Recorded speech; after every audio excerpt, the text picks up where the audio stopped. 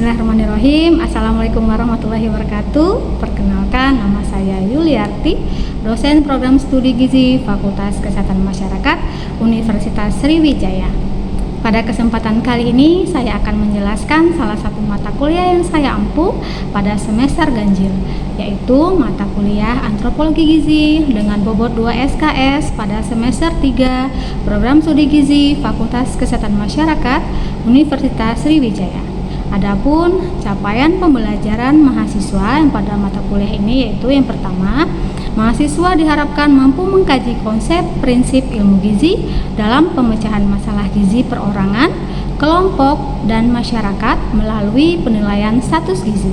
Yang kedua, mahasiswa diharapkan mampu berkontribusi dalam meningkatkan mutu kehidupan bermasyarakat, berbangsa, bernegara, dan kemajuan peradaban berdasarkan azas Pancasila. Yang ketiga, mahasiswa diharapkan mampu menghargai keanekaragaman budaya, pandangan, agama, dan kepercayaan, serta pendapat ataupun temuan orisinil orang lain. Yang keempat, mahasiswa diharapkan mampu menerapkan pemikiran logis, pemikiran kritis, pemikiran sistematis, dan juga inovatif dalam konteks pengembangan ataupun implementasi ilmu pengetahuan dan teknologi yang memperhatikan dan menerapkan nilai humaniora yang sesuai dengan bidang keahliannya masing-masing. Yang kelima, mahasiswa diharapkan mampu mengambil keputusan secara tepat dalam konteks penyelesaian masalah di bidang keahliannya masing-masing berdasarkan hasil analisis informasi dan data. Yang keenam, mahasiswa mampu mengambil keputusan dengan memformulasikan pemecahan masalah gizi perseorangan, gizi kelompok, ataupun juga di masyarakat melalui penilaian status gizi. Yang ketujuh, yaitu diharapkan nantinya mahasiswa mampu untuk mengaplikasikan prinsip-prinsip ilmu gizi dalam pemecahan masalah gizi perorangan, kelompok, dan masyarakat melalui penilaian status gizi. Yang ketujuh, yaitu diharapkan nantinya mahasiswa mampu untuk mengaplikasikan prinsip-prinsip ilmu gizi dalam pemecahan masalah gizi perorangan, kelompok, dan masyarakat melalui penilaian status gizi. Adapun materi pembelajaran pada mata kuliah ini terdiri dari konsep prinsip dasar ilmu antropologi gizi, kemudian aspek-aspek sejarah sosial budaya dalam transisi gizi, aspek sosial budaya terhadap asupan gizi di beberapa daur kehidupan, yaitu pada ibu hamil, pada ibu menyusui, makanan penamping ASI, bayi dan juga balita. Pendekatan ekologi dalam mengatasi masalah gizi, kemudian peran dan fungsi organisasi sosial dan juga tokoh masyarakat seperti peran tokoh formal terhadap perkembangan kebudayaan makan ke arah budaya makan yang sehat seperti gizi seimbang. Kemudian kajian antropologi dalam penerapan teknologi pangan tepat guna. Untuk mode pembelajaran pada mata kuliah ini bisa berupa tatap muka langsung di kelas dan juga tatap muka maya melalui platform seperti Zoom ataupun juga Google Meet. Materi pembelajaran, tugas, kuis, dan juga ujian bisa diakses melalui website www.elearning.unsri.ic.id. Untuk sistem penilaian pada mata kuliah ini, tugas individu, tugas kelompok, dan kuis diberi bobot sebesar 30%. Kemudian ujian tengah semester dalam bentuk tes tertulis diberikan bobot 35%. Ujian akhir semester dalam bentuk tes tertulis diberikan bobot 35%. Dan berikut akan ditampilkan micro teaching contoh proses pembelajaran pada mata kuliah antropologi gizi pertemuan keempat secara tatap maya melalui Zoom. Saya Yuliarti, wassalamualaikum warahmatullahi wabarakatuh. Terima kasih. Assalamualaikum warahmatullahi wabarakatuh. Selamat pagi, salam sehat, salam sejahtera bagi kita semua. Alhamdulillah, puji syukur kehadirat Tuhan Yang Maha Esa, berkat rahmat karunia-Nya dan juga hidayah-Nya lah kita masih diberikan kesempatan untuk bisa melaksanakan perkuliahan mata kuliah Antropologi Gizi semester 3, Prodi Gizi FKM Unsri pada hari ini. Ya, apa kabar teman-teman semua? Baik, Bu. Alhamdulillah. Nah, baik ya. Kodik mata kuliah, Syifa. Apakah ada Iya, teman Bu. kita yang tidak hadir pada hari ini? Ada 2 orang, Bu, yang nggak hadir. Namanya Dila Sefira. Dila Sefira itu sakit. Surat dokternya udah di Syifa, nanti Syifa kasih ke Ibu.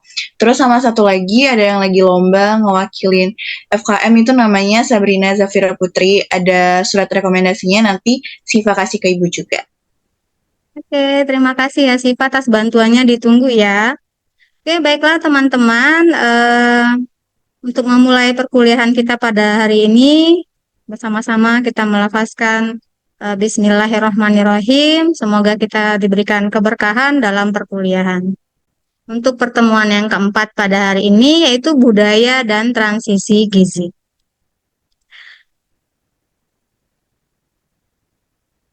Adapun capaian pembelajaran untuk pertemuan yang keempat pada hari ini yaitu diharapkan setelah perkuliahan ini mahasiswa mampu memahami dan menjelaskan kembali terkait prinsip transisi gizi, kemudian berbagai faktor dalam transisi gizi, prinsip akulturasi, dan juga keterkaitan akulturasi dengan diet ya.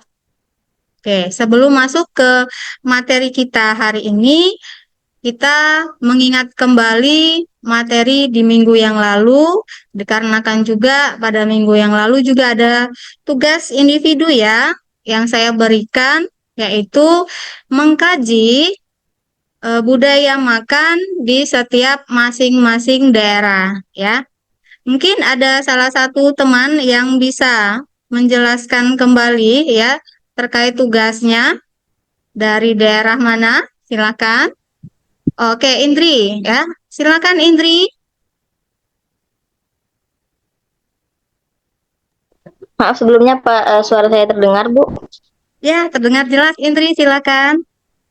Nah, saya kan dari Provinsi Bengkulu tuh Bu. Nah, di tempat kami itu ada di Kabupaten Kaur. Yaitu tuh ada budaya makan mantau. Mantau itu budaya makan ketika ada pesta pernikahan, yaitu tamu undangan sebelum datang ke rumah yang hajatan terlebih dahulu itu dipersilakan untuk makan dahulu. Makan di rumah tetangga yang punya hajatan. Biasanya 3 sampai 4 rumahan. Rumah yang dituju itu biasanya adalah rumah kerabat, kerabat dekat yang punya hajatan, dan juga ada tradisi melemang. Kalau tradisi melemang ini dilakukan itu pada saat bulan Lebaran, pernikahan, Ramadan, dan musim panen padi, Bu. Oke, terima kasih ya Indri untuk penyampaian pengkajian budaya makan daerahnya ya Indri ya dari Provinsi Bengkulu. Mungkin ada satu lagi teman yang lain. Oh boleh ya, si Rizka Amelia Giska ya. Ya silakan Gisa ya, biasanya dipanggil Giska. Silakan Giska. Ya, di sini ya Bu. Jadi ada kebudayaan saya itu kebudayaan makan Sumatera Selatan, yaitu tempatnya di tradisi makan Bahidang Kabupaten Maranim, di mana Bahidang ini budaya makan bersama dengan cara duduk bersila di lantai dalam satu kelompok itu terdiri 6 sampai 7 orang dengan posisi duduk yang melihat. Tradisi ini biasa dilakukan pada saat pernikahan atau hajatan lainnya. Tempat makan itu diberi alas atau apa aja. Hidangan itu terdiri dari nasi, lauk pauk seperti gulai ayam, sayuran, dan buah. Hidangan diatur sehingga orang dapat menjangkau hidangan tersebut. Oke, terima kasih Giska ya. Giska sudah pernah merasakannya ikut tradisi itu? Sudah, Bu. Terima kasih untuk Giska. Sebelum masuk ke materi kita pada hari ini terkait dengan transisi gizi, Ibu ada satu pantun nih untuk teman-teman. Nanti dibantu cakepnya ya, karena semuanya mahasiswa Ibu cakep-cakep. Oke, pergi ke pasar membeli ikan. Cakep. Pulangnya naik odong-odong. Cakep. Siapa yang tidak memperhatikan? Yang benar aja, rugi dong. Jaga. Oke, Cakep. mulai ya. Sudah terlihat di sini terkait dengan transisi gizi ya. Nah, transisi gizi ini dipengaruhi oleh dinamika kebiasaan makan di masyarakat modern ya, di mana pada saat ini makanan-makanan berbagai macam makanan ya yang bisa kita temukan di dekat kita dengan mudahnya kita konsumsi ya, sehingga mempengaruhi ke transisi gizi, terutama munculnya masalah gizi ya. Apa yang terjadi? Konsekuensinya nantinya bisa terhadap kesejahteraan penduduk ya. Kalau misalnya mulai bermunculan masalah-masalah gizi, masalah kesehatan, berpengaruh juga nanti ke produktivitas kerja manusianya dan juga eh, mutu daripada sumber daya manusia, terutama di negara kita, di negara Indonesia ya. Oke, nah di sini sudah terlihat bahwa perubahan daripada status gizi tadi dipengaruhi oleh perubahan sosial demografi ya. Sosial demografi ini terkait dengan tingkat pendidikan ya, tingkat pendapatan masyarakat. Kemudian kalau demografi desa dan kota itu sudah ada pergeseran ya. Orang desa pun sekarang sudah bisa menikmati berbagai macam makanan ya. Minuman yang dijual sekarang yang sedang tren begitu ya, menjamurnya kopi soft sekarang ini ya, kemudian juga makanan-makanan yang dijual beragam dari berbagai macam akulturasi nanti ya, terkait juga dengan itu, sehingga nanti perubahan status gizi yang mana dulunya itu kita menghadapi masalah gizi buruk, kekurangan gizi. Nah, sekarang ada istilahnya ini DBM gitu ya, Double Burden of Malnutrition. Mungkin ada dari teman-teman yang pernah mendengar istilah ini. Boleh silakan. Oh, dah Marsha ya. Silakan Marsha. Iya Bu, kalau double burden of malnutrition sendiri itu Marsha udah pernah dengar.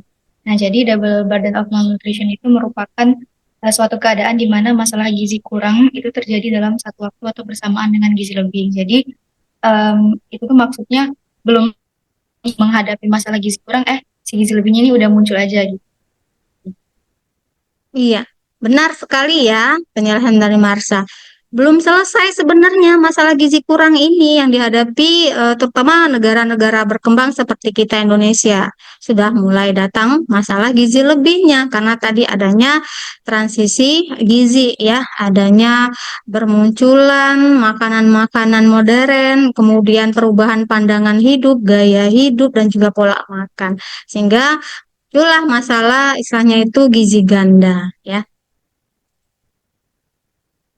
Transisi gizi di sini yaitu sudah tahu semua ya, transisi yaitu peralihan ya. Masa peralihan suatu keadaan gizi menuju keadaan gizi yang lainnya, yang tadi yang dari kekurangan sekarang malah kelebihan gitu ya. Karena kita menggunakan prinsip gizi seimbang ya, harus dalam keadaan kondisi yang normal ya, tidak kurang dan tidak lebih ya, dalam keadaan yang normal. Nah, gizi ya salah satu input penting untuk menentukan kualitas sumber daya manusia seperti yang Ibu jelaskan tadi. Perubahan status gizi merupakan salah satu komponen penentu terjadinya transisi demografi selain transisi pangan begitu ya. Kemudian juga mungkin peningkatan status pendidikan sekarang ya. Kalau dulu kan masih sulit untuk kuliah ataupun lanjut S2. Sekarang yang muda-muda pun sudah ada yang lanjut ke S3 dan sebagainya seperti itu ya. Perubahan transisi sosial demografi di sini merupakan perkembangan keadaan peralihan penduduk ya, atau misalnya ada urbanisasi dari desa ke kota begitu ya. Sehingga perubahan juga ke gaya hidup manusianya atau masyarakatnya ya.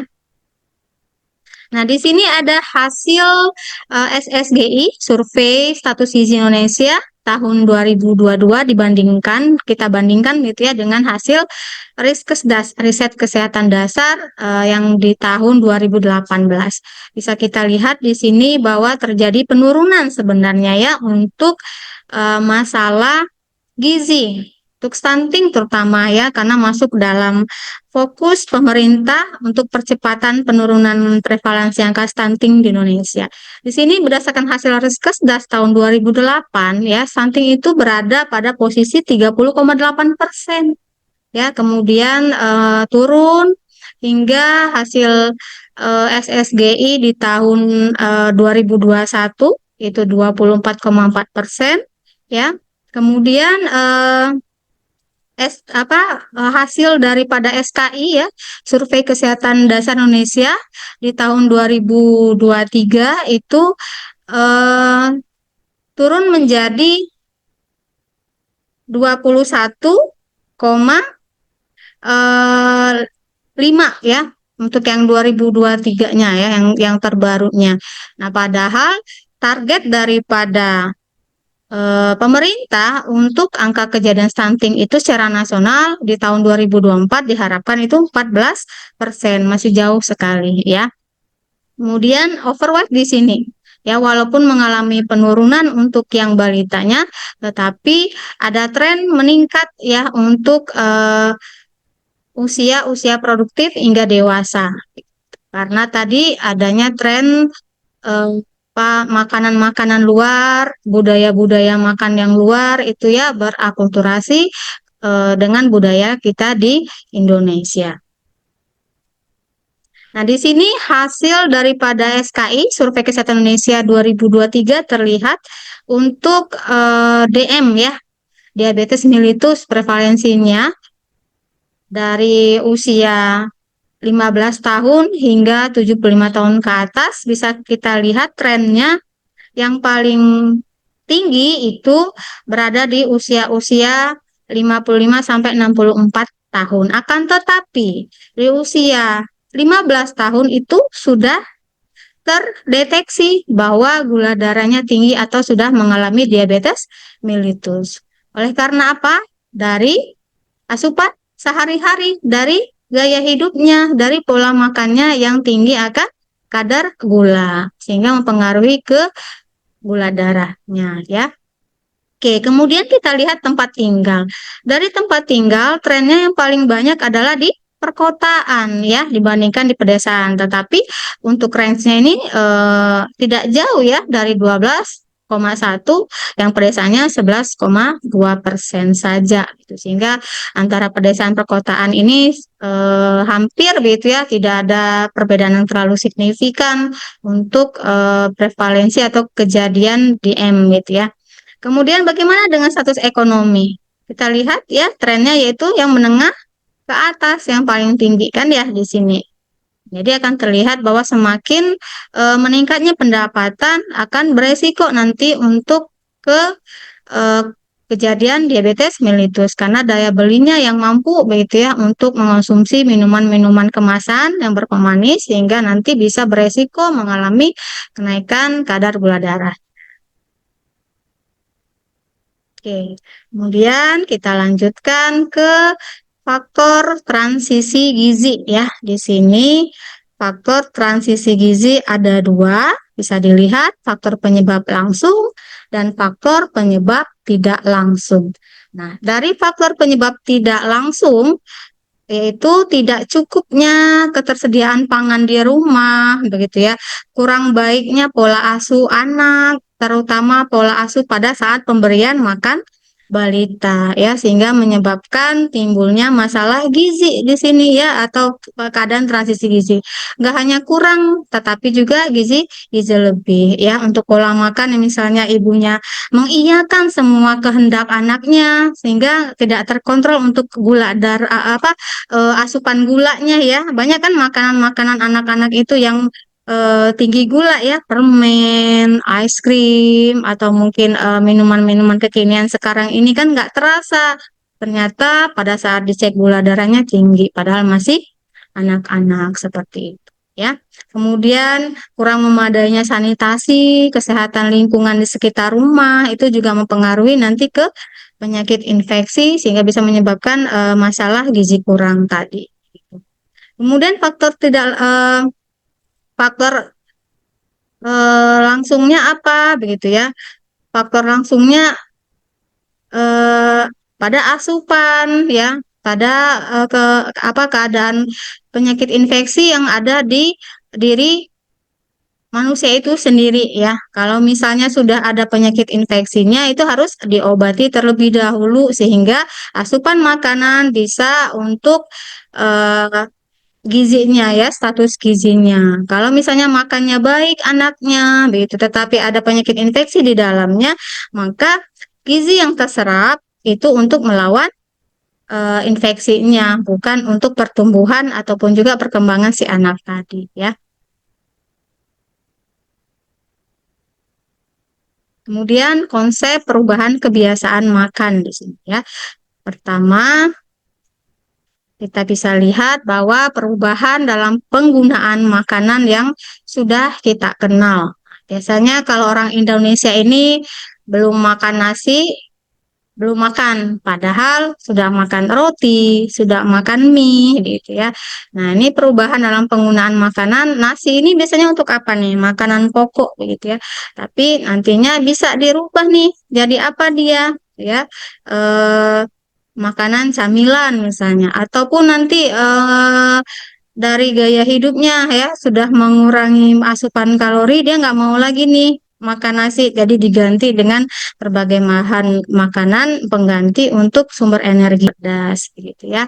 Nah, kemajuan pesat teknologi juga akan bisa mempengaruhi ya untuk yang konsep yang keempat, karena sekarang sudah zaman digitalisasi, orang sudah bisa mengakses semua informasi dari tangannya, dari gadgetnya gitu, dari handphonenya ya, yang nggak tahu bisa menjadi tahu, apapun ya budaya apapun juga akhirnya bisa masuk ya ke Indonesia secara cepat, dari anak-anak, dari remaja, dewasa hingga ke lansia. Ini akan pasti akan mempengaruhi ya terkait dengan informasi yang mereka dapatkan, sehingga mempengaruhi juga nanti ke kebiasaan makannya ya, ke pola makannya, dari yang tahunya makan nasi sekarang berganti dengan makanan kekinian, dari yang tahunya cuma minum air putih gitu ya walaupun sebenarnya airnya bening.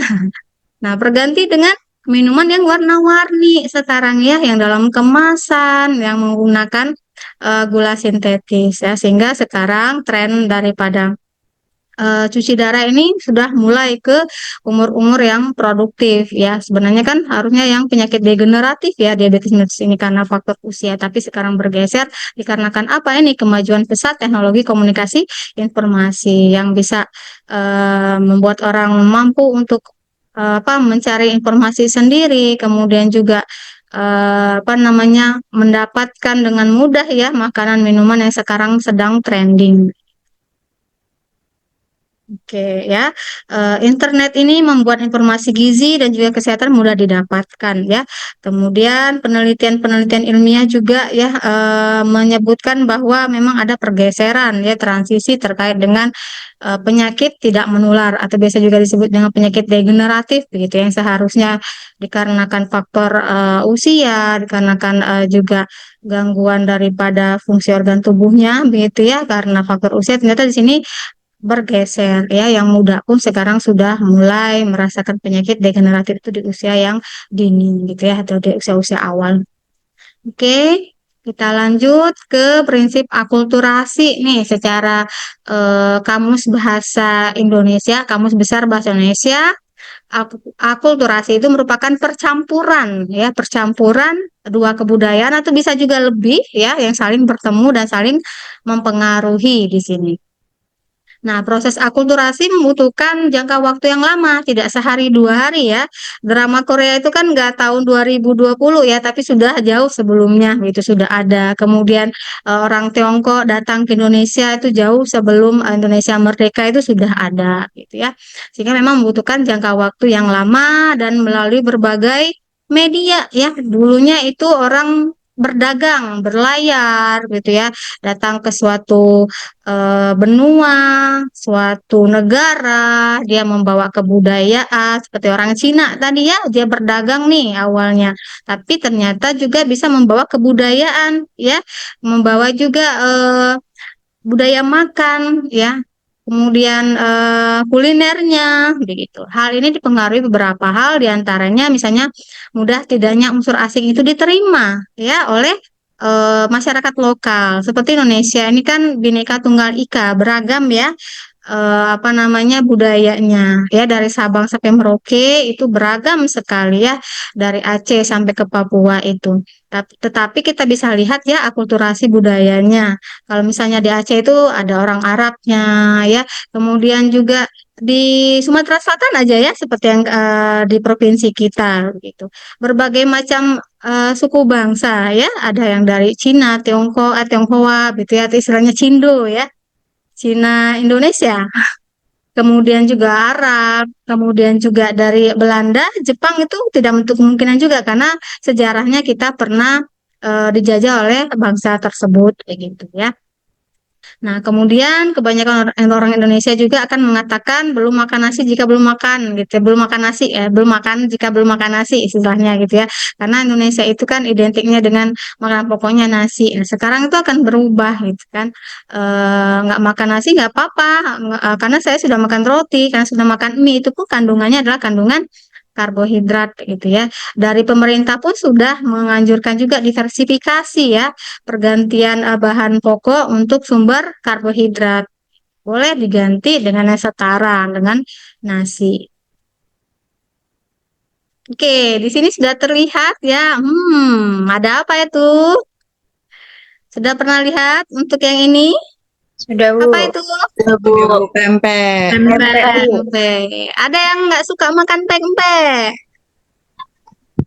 Suka Ya, semua, suka Bu. semua ya. Ini makanan khas, ciri khas daripada Sumatera Selatan. Gitu. Kalau misalnya orang luar datang ke Sumatera Selatan, ke Palembang, biasanya oleh-olehnya adalah empek-empek. Ternyata empek-empek ini bukan asli dari Indonesia, ya, melainkan akulturasi, percampuran budaya makan tadi ya, dari Tionghoa, dibawa dari pedagang Cina ini ya, kemudian bercampur dengan orang Melayu, Indonesia dan juga Jawa. Ini kan pakai gula Jawa ya cukoknya gitu ya.